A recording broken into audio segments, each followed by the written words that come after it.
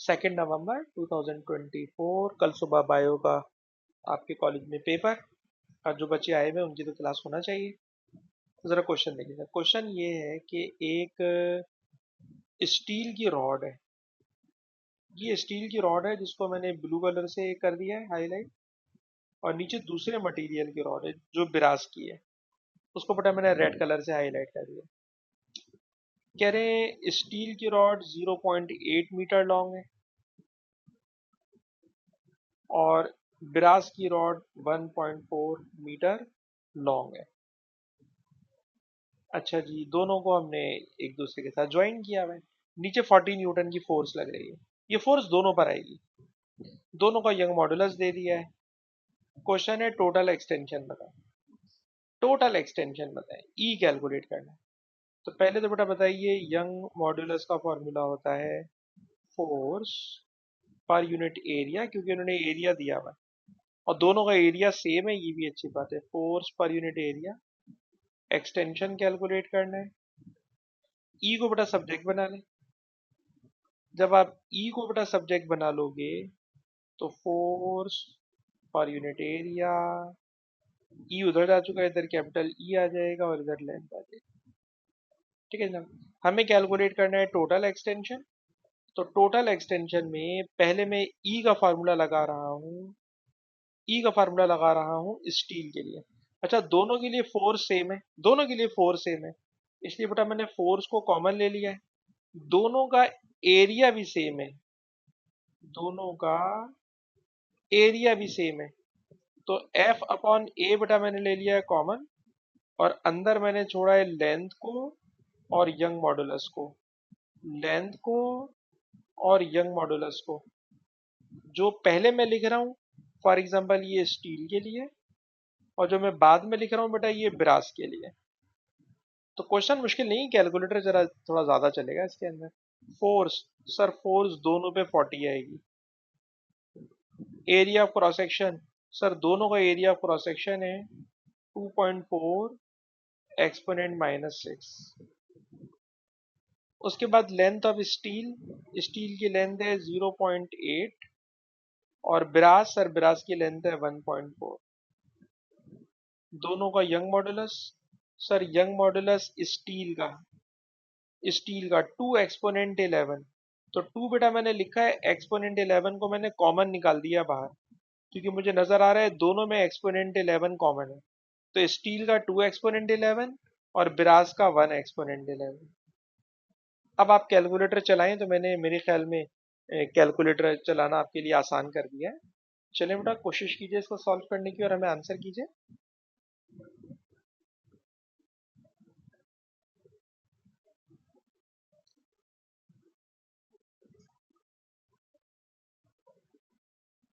वो तो बेटा हमें कहीं भी नजर नहीं आ रहा। 3 एक्सपोनेंट -4 हमें चाहिए। अलबत्ता एरिया भी मैंने सही लिखा है, 2.4 एक्सपोनेंट -6 ही है। यंग मॉडुलस भी बेटा मैंने सही डाले। साद आपके पास आंसर सही आ रहा है क्या?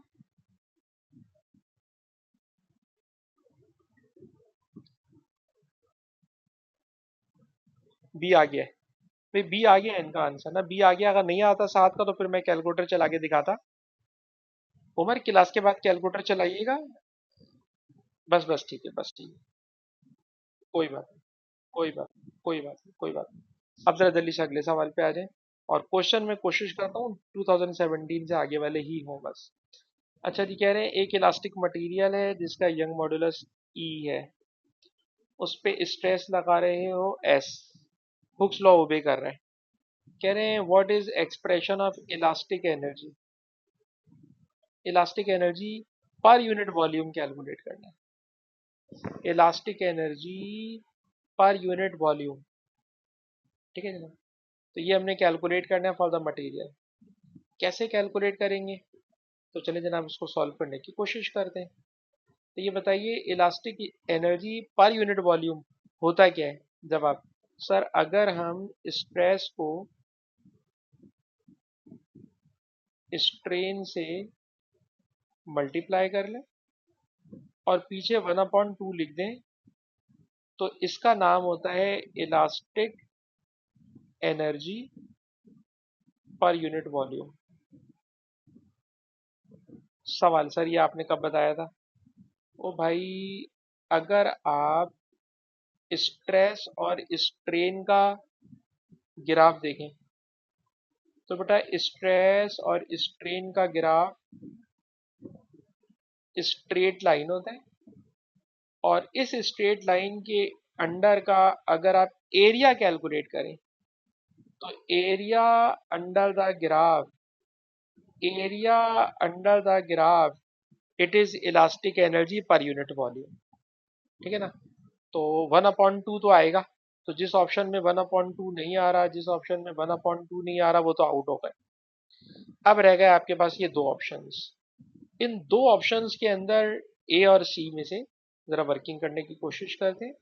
हाफ बेटा ऐसे ही है, खुद उसने लिखा है स्ट्रेस को एस लिखिएगा, स्ट्रेस को एस लिखिएगा। तो स्ट्रेस को तो बेटा मैंने एस लिख दिया, लेकिन जहां लिखा हुआ है स्ट्रेन, तो स्ट्रेन के लिए उसने कुछ कवरिंग की है। मैं बता दूंगा, सवाल खत्म हो जाएगा। सवाल बिल्कुल थोड़ा सा रह गया है बेटा, खुद से कोशिश कीजिए। आंसर ए और सी में से कोई एक आंसर है। स्ट्रेन को यंग मॉडुलस के साथ अरेंज कीजिए। सर यंग मॉडुलस होता है स्ट्रेस ओवर स्ट्रेन। सर अगर आपने स्ट्रेन निकालना है तो स्ट्रेन होगा स्ट्रेस अपॉन यंग मॉडुलस। तो स्ट्रेन की जगह लिख रहा हूं स्ट्रेस अपॉन यंग मॉडुलस। और जब बेटा मैंने ऐसा किया तो एस इंटू एस ये बन गया एस स्क्वायर, और नीचे आ गया 2e। तो बेटा इसका आंसर बन गया ए। सवाल खैर कोई इतना मुश्किल था नहीं, लेकिन आपके पास मेरे ख्याल में ये वाली नॉलेज नहीं थी कि स्ट्रेस और स्ट्रेन का जो एरिया अंडर द कर्व होता है उसका नाम होता है elastic energy per unit volume. इस वाली बात को बेटा कहीं पे नोट कर लें अगर आप नोट्स बनाते हैं। अगर फोर्स और एक्सटेंशन के ग्राफ का एरिया होगा तो it is just elastic strain energy, लेकिन अगर स्ट्रेस और स्ट्रेन वाले ग्राफ का एरिया होगा तो it is called elastic energy per unit volume. जी उमर और साद, बात समझ में आती है? ठीक है जी। अस्सलाम वालेकुम बेटा मोहम्मद फाइक। चलो बेटा, अब हम आपको यहाँ से क्वेश्चन में शामिल करना चाहते हैं। जो दो सवाल निकले बेटा उसको रिकॉर्डिंग से देखिएगा, क्योंकि आप आधा घंटा लेट हो गए ना। अच्छा जी, क्वेश्चन नंबर 17 बेटा ये है कि एक वायर है, इस वायर का डायमीटर कैपिटल डी है, ठीक है, लेंथ भी बता दी है, और इसके नीचे इन्होंने एक लोड हैंग कर दिया है। इस लोड की वजह से एक्सटेंशन एक्स है, लेंथ एल है, डायमीटर डी है। जितनी काम की चीजें थी बेटा उनको मैंने हाईलाइट कर दिया है। अब हम एक दूसरे वायर पे जा रहे हैं, दूसरे वायर पे जा रहे हैं। और जब दूसरे वायर पे जा रहे हैं तो दूसरा वायर क्या सेम मटेरियल का है? यस सर, सेम मटेरियल का है। तो जरा इसके लिए यूं समझें कि पहले तो यंग मॉडुलस का फॉर्मूला लिखें। सर यंग मॉडुलस का फॉर्मूला होता है force per unit area extension per unit length. ये फॉर्मूला है ओरिजिनल। अब आपसे कह रहे हैं कि हम एक दूसरे वायर पे जा रहे हैं। जब कभी कहा जाए दूसरे वायर पे जा रहे हैं और उसमें कंडीशंस बदलने जा रहा हो, तो आपको जहन में आना चाहिए कि जो क्वांटिटीज दोनों वायर में सेम है ना, उन्हें पहले ही काट दें, क्योंकि जब दोनों को कंपेयर करेंगे तो कंपेयर करने में वो कैंसिल आउट हो जाएंगी। जैसे क्वेश्चन में लिखा हुआ है सेम मटेरियल, तो आपको पता है मटेरियल यंग मॉडुलस होता है। Same material, material young modulus होता है। यंग मॉडुलस की वजह से ई कैंसिल हो गया। सेम लोड लटका रहे हैं दोनों तारों पर, सेम लोड लटका रहे हैं दोनों तारों पे। कहां लिखा है सर? ये लिखा है सेम लोड, सेम लोड लगा रहे हैं। दोनों तारों के लिए पाई कांस्टेंट होगा, 4 कांस्टेंट होगा। सेकंड वायर की एक्सटेंशन निकालना है, इसलिए एक्स को सब्जेक्ट बना लो। और जब बेटा मैंने एक्स को सब्जेक्ट बनाया तो एक्स उधर चला गया बेटा, यहाँ पे बचा एल अपॉन डी स्क्वायर। तो ये पहले वायर की इक्वेशन बन गई है, ये पहले वायर की इक्वेशन बन गई है। अब दूसरे वायर का एक्सटेंशन आपको निकालना है, मेरे ख्याल में आप कर सकते हैं, इसलिए मैं 1 मिनट खामोश रहूंगा। आप नहीं कर सके तो फिर करा दूंगा। पहले बेटा खुद से कोशिश कीजिए, दूसरे वायर के डायमीटर में चेंज लेकर आ रहे हैं, दूसरे वायर की लेंथ में चेंज लेकर आ रहे हैं, दूसरे वायर के लिए एक्सटेंशन कैलकुलेट करना है। पहले खुद से कोशिश कीजिए, और जो बच्चा कर ले मुझे आंसर बता दे।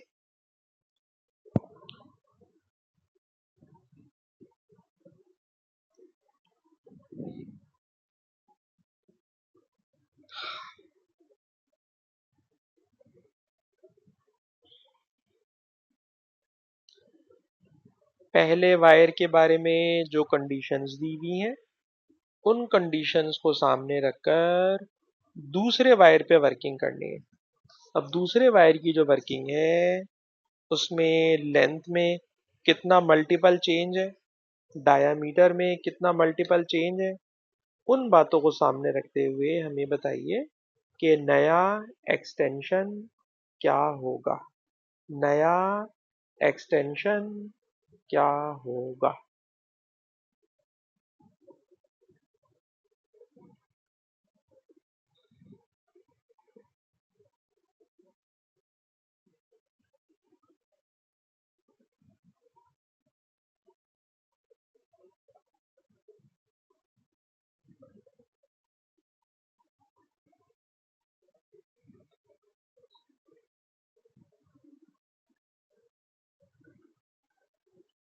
अबे इतना लंबा टाइम नहीं लगाओ यार, ये तो मैंने आधा तो सवाल खुद से कर दिया, सिर्फ वैल्यूज तो डालना रह गई। जल्दी से बोलो बेटा। फातिमा तुम बताओ, फातिमा बेटा आप बताओ। फातिमा बोल रही है डी। ठीक है, देखो बेटा लेंथ को कर दिया 3 टाइम ना,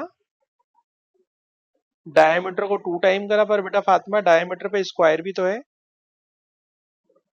डायमीटर पे स्क्वायर भी है, तो ये वाला 3 और 2 का स्क्वायर 4, तो इट बिकम्स 3/4, और 3/4 की वजह से answer is beta.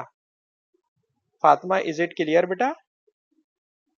Length 3 time, आपने डायमीटर पे स्क्वायर नहीं देखा, ठीक है। अच्छा जी, उसके बाद एक और क्वेश्चन आ रहा है, इस क्वेश्चन में कह रहे हैं, ये भी मई जून 18 का सवाल है। कह रहे जनाब स्टील का वायर है और इलेक्ट्रिक गिटार में लगा हुआ है। ठीक है जी, डायमीटर बता दिया है, यंग मॉडुलस बता दिया है, टेंशन बता दी। अच्छा जी, कह रहे हैं what percent does the length of wire contract.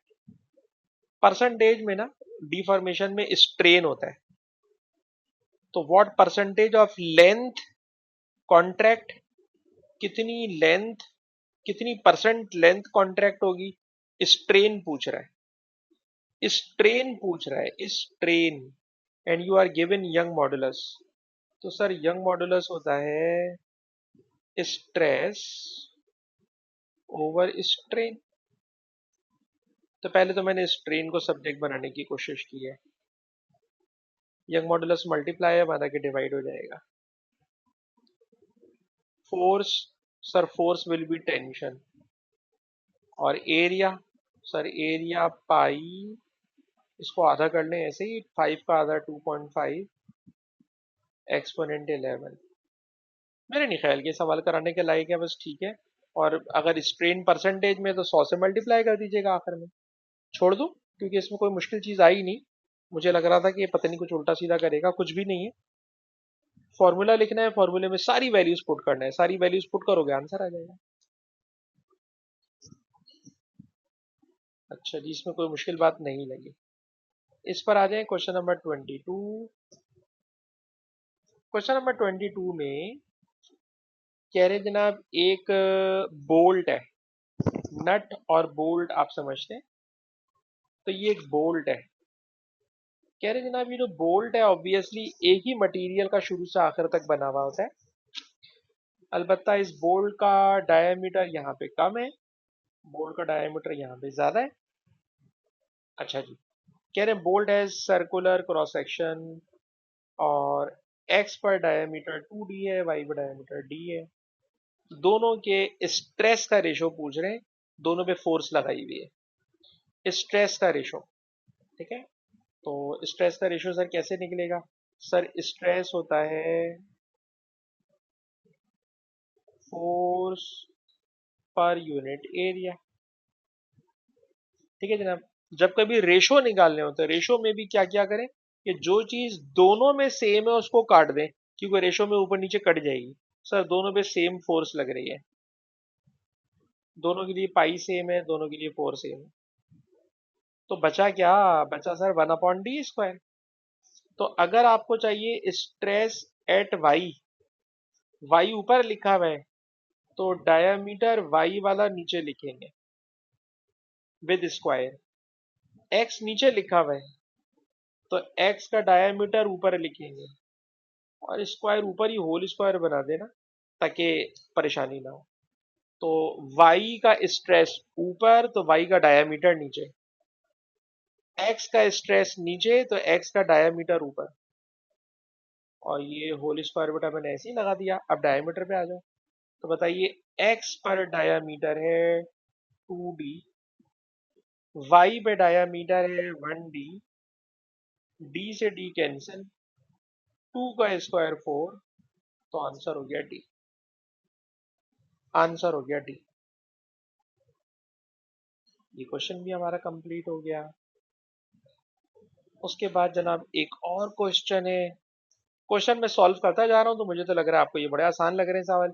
एक सवाल जरा खुद से करने की कोशिश कीजिए, मैं कोई हेल्प नहीं कर रहा, मैं कोई हेल्प नहीं कर रहा, खुद से कोशिश कीजिए सवाल करने की, सवाल पढ़ के भी नहीं बता रहा।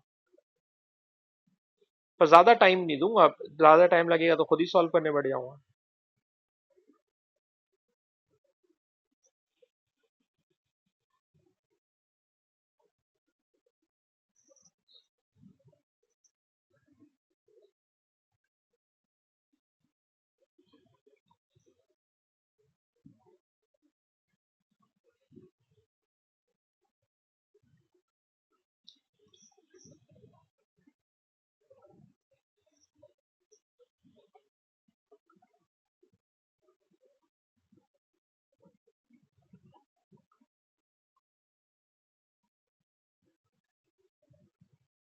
आप लोगों ने सॉल्व करना है ए। आप कह रहे हैं ए हो सकता है सही हो, मुझे नहीं पता। ये कौन बच्चा बोल रहा है? मैं आवाज नहीं पकड़ पाया। फाइक फाइक भाई की आवाज बहुत दिनों बाद सुनी है हमने। अच्छा जी, फाइक भाई ने कह दिया ए, बाकी को बच्चा भी जरा सोच ले। एक रेक्टेंगुलर मेटल ब्लॉक है, स्टील ब्लॉक है, हाइट 15 सेंटीमीटर है और लेंथ 20 है, और ये वाली साइड 12 सेंटीमीटर है। It is design to compress 1 millimetre, 1 millimetre extension हो गया। अच्छा जी, यंग मॉडुलस बता दिया, ई हो गया। फोर्स पूछ रहा है, फोर्स पूछ रहा है, तो sir Young modulus is equal to force per unit area extension per unit length. Young modulus में तो कोई मसला नहीं है सर, फोर्स कैलकुलेट करना है, मसला नहीं है। एक्सटेंशन 1 मिलीमीटर है, उसमें भी मसला नहीं है। सोचने वाली बात है लेंथ क्या होगी और क्रॉस सेक्शन एरिया, बल्कि इसने खुद लिख के दिया है यार, क्रॉस सेक्शन इतना है, ये तो एरिया हो गया 12/20,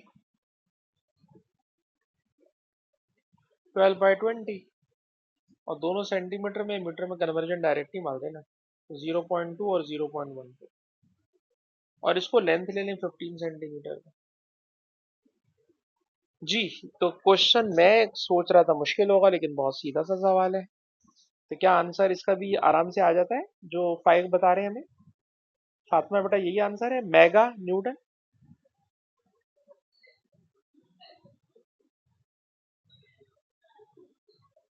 कोई बच्चा कंफर्म कर दे बेटा, 2 शहादतें आ जाएं तो हम आगे बढ़ जाएं।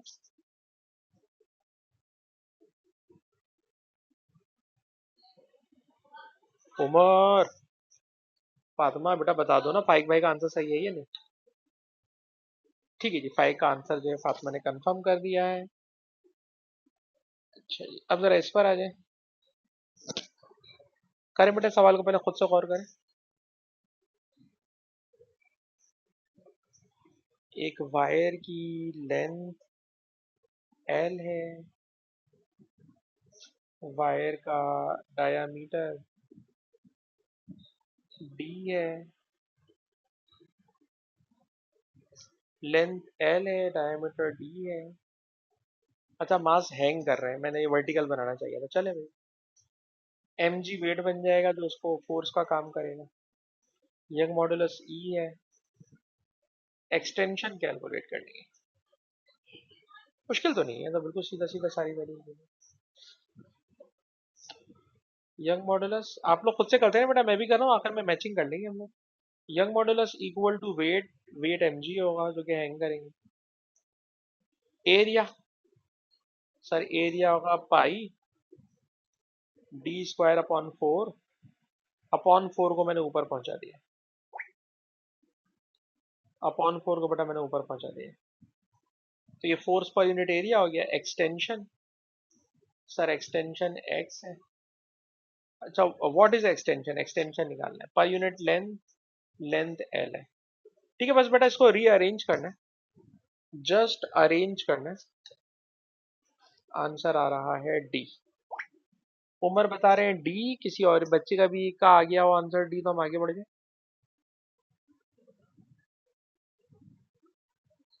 ठीक है जी, ये भी सही हो गया है। उसके बाद क्रेन वाला सवाल कराने की मेरी हिम्मत नहीं है। अगर आप एक दफा वीडियो देख चुके हो क्रेन वाली तो मैं करा दूंगा, तो मैं क्रेन वाला सवाल डायरेक्ट नहीं कराऊंगा। क्रेन वाला सवाल करने के लिए उमर ने तो वीडियो देखी होगी, वीडियो मैंने आपको भेजी थी क्रेन वाले क्वेश्चन की, आपने देखी हुई वीडियो उमर? नहीं, वो मुझे याद बात नहीं है। अगर आपने वीडियो देख ली समझ ली तो ठीक है, वरना अगर किसी को समझ में ना आया हो तो पहले वीडियो देखे, वीडियो देखे समझ में ना आए तो फिर मुझसे लाइव क्लास में सवाल करा लो, मैं करा दूंगा। मैं लाइव क्लास में सवाल कर दूंगा, लेकिन पहले वीडियो देखी हुई हो। वीडियो के बगैर मुझे बहुत ज्यादा मेहनत करना पड़ जाएगी और टाइम बहुत ज्यादा लग जाएगा। तो मैं टाइम की बचत के लिए बोल रहा हूँ कि पहले खुद से वीडियो देखें, करें, और अगर ना समझ में आए तो फिर मुझसे करवा लें, मैं करने के लिए तैयार हूँ। अच्छा जी, आज की क्लास में कोई नई चीज? हाँ सर, नई चीज मैं पढ़ाना चाहता हूँ भाई, नई चीज। इतने दिन से मैं आगे नहीं बढ़ पा रहा, ऑल दो कि आज ताहा नहीं है लेकिन बाकी सारे बच्चे थे, तो हम आज की क्लास में थोड़ा सा आपको आगे बढ़ाना चाहते हैं। क्या आगे बढ़ाना चाहते हैं? आगे बढ़ाना चाहते हैं, हेडिंग दीजिएगा बेटा, series parallel spring. Series parallel spring, ठीक है ना? अब सीरीज पैरेलल स्प्रिंग क्या चीज होती है, तो इस तरफ आपको लेके जाना चाह रहे हैं। कहते थे ना, फॉर एग्जाम्पल ये एक सिंगल स्प्रिंग है, इस सिंगल स्प्रिंग के साथ आपने एक लोड अभी हैंग करना है। जब आप लोड हैंग करोगे तो ऑब्वियसली स्प्रिंग की लेंथ में एक्सटेंशन हो जाएगी, और लेंथ में जो एक्सटेंशन होगी इट इज एक्स। ठीक है ना? अब लेंथ की एक्सटेंशन हो जाएगी एक्स, तो हम फार्मूला लगा सकते हैं, ये फोर्स है and F equal to K x. पर ये सब कुछ उस वक्त है जब मेरे पास सिंगल स्प्रिंग हो, लेकिन अगर मैं इसी स्प्रिंग के सीरीज में एक और स्प्रिंग लगा दूं, और वो स्प्रिंग भी बिल्कुल पहले वाले स्प्रिंग जैसा हो, बिल्कुल पहले स्प्रिंग जैसा हो, मटेरियल सेम हो, लेंथ सेम हो, सब कुछ सेम हो, तो हम कहेंगे कि आपने स्प्रिंग सीरीज में लगा दिया।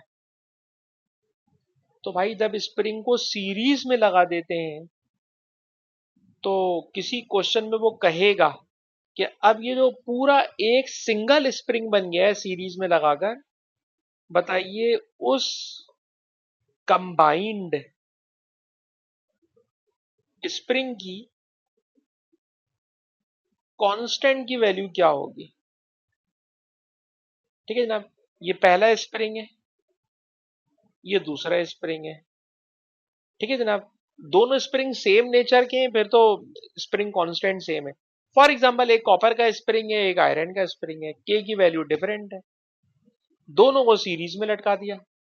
सर अब दोनों को सीरीज में लटका देंगे ना, सीरीज में, तो सीरीज में स्प्रिंग कांस्टेंट बन जाता है,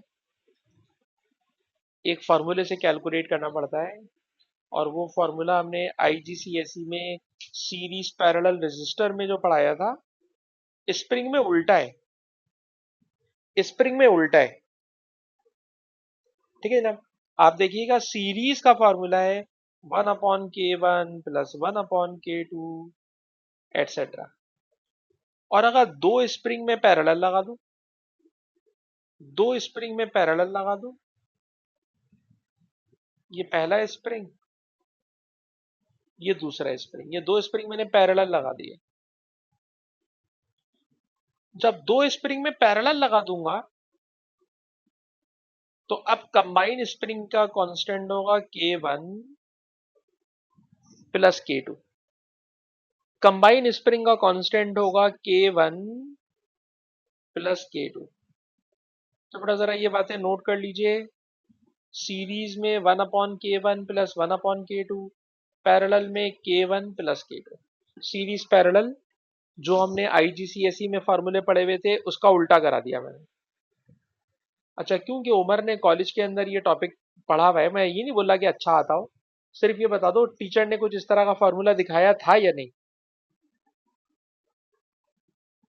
उमर,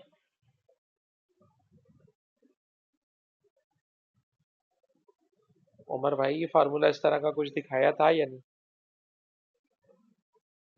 दिखाया हुआ है ना फार्मूला इस तरह का। ठीक है जी। अच्छा जी, अब मैं एक दूसरी बात की तरफ लेके जाना चाह रहा हूँ कि मोस्ट ऑफ द क्वेश्चन, बल्कि एडेक्सल बोर्ड की फिजिक्स में ना फार्मूला ये वाला है ही नहीं। एडेक्सल फिजिक्स में वन अप ये सीरीज पैरेलल का फार्मूला नहीं है। वहां पे कोई भी क्वेश्चन आ जाता है ना, तो वो फार्मूला लगाए बगैर कॉमन सेंस से कराते हैं सवाल। कॉमन सेंस से सवाल कराते हैं। अब सर ये कॉमन सेंस क्या चीज आ गई, तो यही कॉमन सेंस हम लोग आपको आईजीसीएसई में भी करा चुके होते हैं। क्या कॉमन सेंस है, मैं आपको कॉमन सेंस बताने जा रहा हूँ। कॉमन सेंस सुने, कॉमन सेंस यार ये होगा कि एक स्प्रिंग होगा, एक स्प्रिंग होगा, स्प्रिंग के लिए फोर्स बता देंगे, के बता देंगे, एक्स बता देंगे।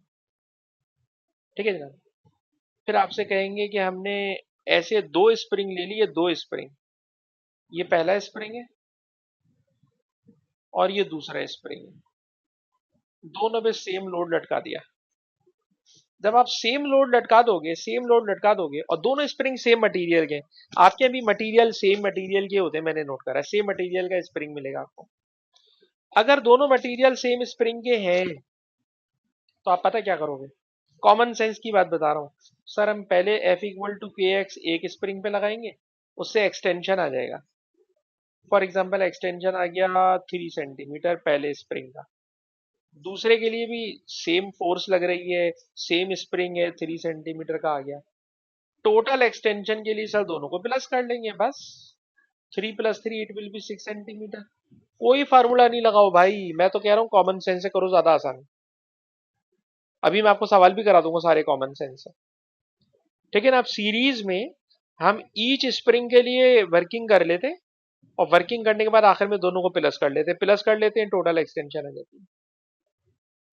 ये सीरीज का हो गया। जब पैरेलल में आ जाए, पैरेलल में क्या होगा सर, पैरेलल में होता ही है कि एक स्प्रिंग के लिए वर्किंग करें, और जो एक स्प्रिंग की वर्किंग आए, जो रिजल्ट आए, सर उसको ना नंबर ऑफ स्प्रिंग से डिवाइड करा दे, डिवाइड करा दे। यानी यहां देखा जाए तो एक्सटेंशन आई थी 3 सेंटीमीटर, मैंने इसको दो स्प्रिंग थे तो 2 से मल्टीप्लाई करा दिया था, 3 स्प्रिंग होते तो 3 से मल्टीप्लाई करा देता। ठीक है, और पैरेलल में डिवाइड करवा देते। मैं लिख दूं ये वाली, बजरा लिखिएगा बेटा, लिखना बेटा, लिखिएगा, इन सीरीज बल्कि सीरीज नहीं लिखो, यूं शुरू करो, calculate extension for one spring, then पहले एक्सटेंशन निकालो एक स्प्रिंग की, calculate extension for one spring. जब एक स्प्रिंग की एक्सटेंशन आ जाए, तो अगर आप सीरीज में एक्सटेंशन निकालना चाह रहे हो, तो सीरीज की टोटल एक्सटेंशन होगी number of spring into extension. भाई एक स्प्रिंग में एक्सटेंशन 2 सेंटीमीटर थी, दो स्प्रिंग में 4 होगी, थ्री स्प्रिंग में मल्टीप्लाई 3 होगी, और पैरेलल में सर पैरेलल में ना जो एक्सटेंशन आई हुई होगी सर उसको ना नंबर ऑफ स्प्रिंग से डिवाइड करा देंगे। तो पहले निकालेंगे एक स्प्रिंग के लिए वर्किंग, एक स्प्रिंग की जो रिजल्ट आ जाएगा सर उस रिजल्ट को नंबर ऑफ स्प्रिंग से सीरीज में मल्टीप्लाई करवा देते हैं, पैरेलल में डिवाइड करवा देते हैं। तो मैं आपको मशवरा दे रहा हूँ, फार्मूला देख लिया, दिखा दिया, कहीं फंसेंगे तो फार्मूला यूज भी करवा दूंगा भाई, ऐसी भी मैंने नियत नहीं की थी कि बगैर फार्मूले की कराऊंगा। फंस गए तो फार्मूले में चले जाएंगे, और फार्मूला भी जहन में क्या रखेंगे सर, वो रजिस्टर का उल्टा, रजिस्टर का उल्टा याद है, रजिस्टर के सीरीज में सिंपल एडिशन थी, यहाँ पे स्प्रिंग में पैरेलल में एडिशन है और सीरीज में रेसिप्रोकल का सम। फंसेंगे तो फार्मूले पे जाएंगे, वरना अकलमंदी की बात है ये वाली, पहले एक स्प्रिंग का एक्सटेंशन निकालो, सीरीज में नंबर ऑफ स्प्रिंग से मल्टीप्लाई, पैरेलल में नंबर ऑफ स्प्रिंग से डिवाइड, क्योंकि पैरेलल में एक्सटेंशन कम होती है, सीरीज में एक्सटेंशन ज्यादा होती है मल्टीप्लाई, कम होती है डिवाइड। आइए सवाल दिखाता हूँ, सवाल दिखाता हूँ मैं आपको। क्वेश्चन मैंने निकाल के रखे हुए हैं, ये रहा, ये क्वेश्चन है, और इन क्वेश्चंस में पहले जरा मैं इसको इरेज कर दूं पूरा, आजा भाई, इरेज हो गया, ब्लैंक हो गया, ठीक है जी। अच्छा ये मैं कल बच्चों को पढ़ा रहा था, ये एडेक्सल बोर्ड के बच्चों की थी ना शीट, ये एडेक्सल की थी, ठीक है, ये एडेक्सल की थी। और जब एडेक्सल वालों को मैंने करा लिया, मुझे सवाल लगे कम, तो फिर मैंने बता दिया भाई एडेक्सल नहीं है, एडेक्सल नहीं है तो इसका मतलब आपके वाले सवाल है, ठीक है जी। तो जरा देखिएगा कैम्ब्रिज बोर्ड के अंदर सीरीज पैरेलल कैसा है, जरा देखिए, एक ऊपर स्प्रिंग लगा हुआ है, उसका कांस्टेंट है 4, नीचे जो दूसरा स्प्रिंग लगा हुआ है उसका कांस्टेंट है 2, दोनों सीरीज में लगे हुए, नीचे लोड लगा हुआ है 18 न्यूटन, ये 18 न्यूटन दोनों पे लग रहा है, टोटल एक्सटेंशन पूछ रहे हैं, तो क्या करूंगा सुनो सर, हम पहला स्प्रिंग पे ना F equal to K X करेंगे, F80 K1 4000, F equal to K, extension बटा कैलकुलेट करना है, एक्सटेंशन बटा कैलकुलेट करना है, तो ये आ जाएगा पहले स्प्रिंग का extension, but it will be in metres. ये पहले स्प्रिंग का एक्सटेंशन हो गया भाई, दूसरे पे आना सर, दूसरे पे भी फोर्स 80 के, सर इसका के दूसरे वाले स्प्रिंग का के 2000, सॉल्व करो, जो रिजल्ट आएगा मीटर में आएगा, दोनों को प्लस करना और फिर 100 से मल्टीप्लाई करके सेंटीमीटर में कन्वर्जन कर देना। बताइए जी क्या आंसर आ रहा है।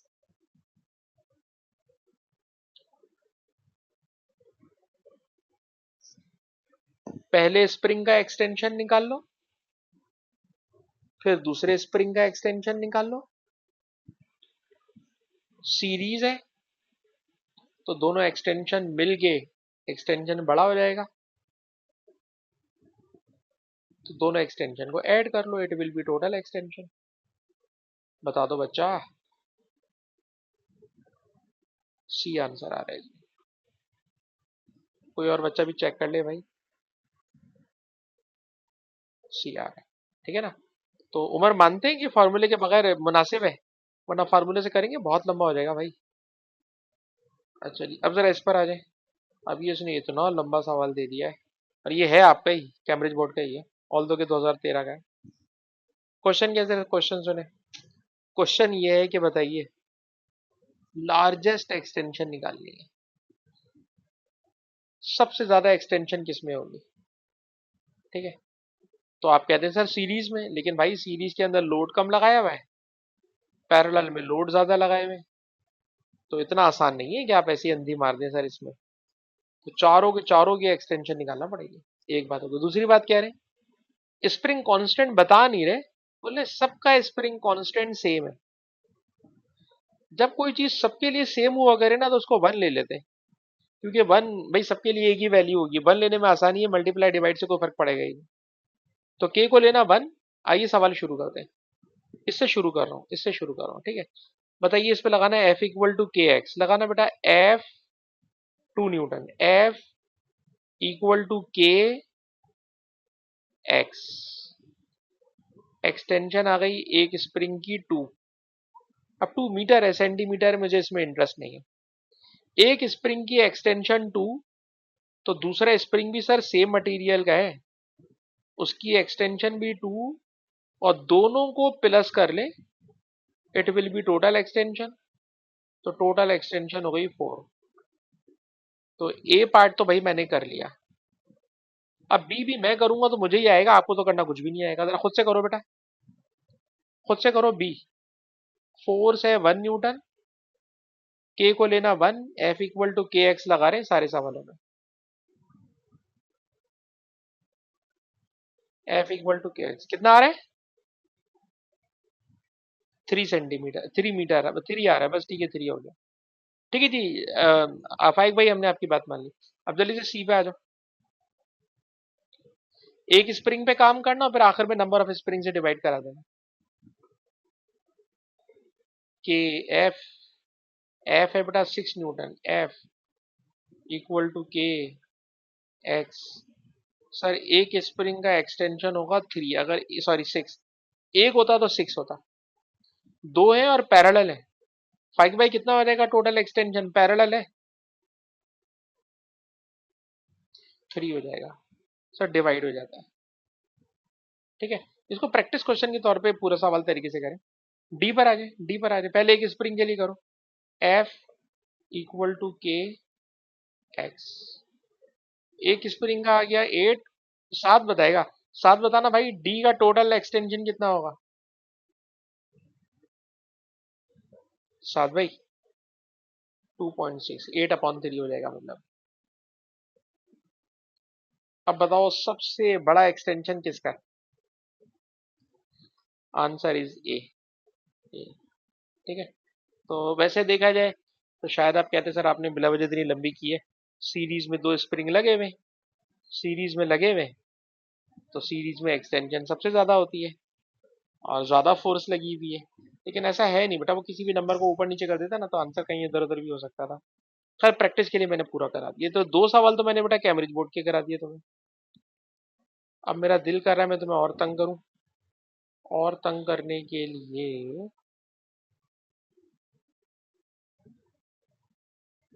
इस पर आ जाए। इस सवाल को बेटा करके बताएं, इस सवाल को बेटा करके बताएं। एडेक्सेल का है, आपका नहीं है।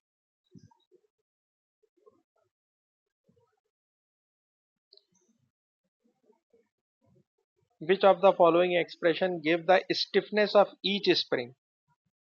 Each spring की stiffness बताना है sir. Total extension, total extension 15 mm है सर, टोटल 15 है ना, तो एक स्प्रिंग की होगी 15/2, एक स्प्रिंग की होगी 15/2। ठीक है बेटा, टोटल 15 है, तो आधी एक्सटेंशन पहले की और आधी एक्सटेंशन दूसरे की, ये तो हो गई एक्सटेंशन।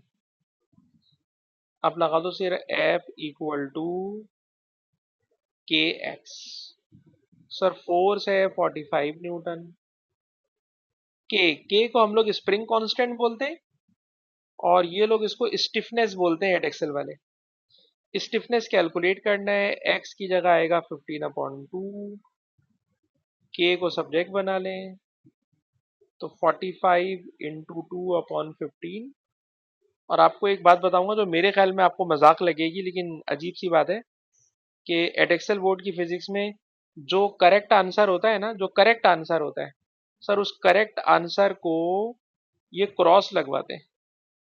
तो कितनी अजीब सी बात है, क्रॉस का मतलब हम लोग तो लेते हैं कि गलत होना, और एडेक्सल बोर्ड वाले उल्टी बात करते हैं, जो इनका करेक्ट आंसर होता है उसको क्रॉस लगवाते हैं ये लोग। खैर जनाब, इसका आंसर हो गया डी। अच्छा जी, अब अगर मैं आपसे कहूं कि इस सवाल को कोई करके बता, मैं रिकॉर्डिंग बंद कर रहा हूँ क्योंकि ये सवाल पता नहीं आप कर पाएंगे या नहीं, रिकॉर्डिंग बंद कर रहा हूँ।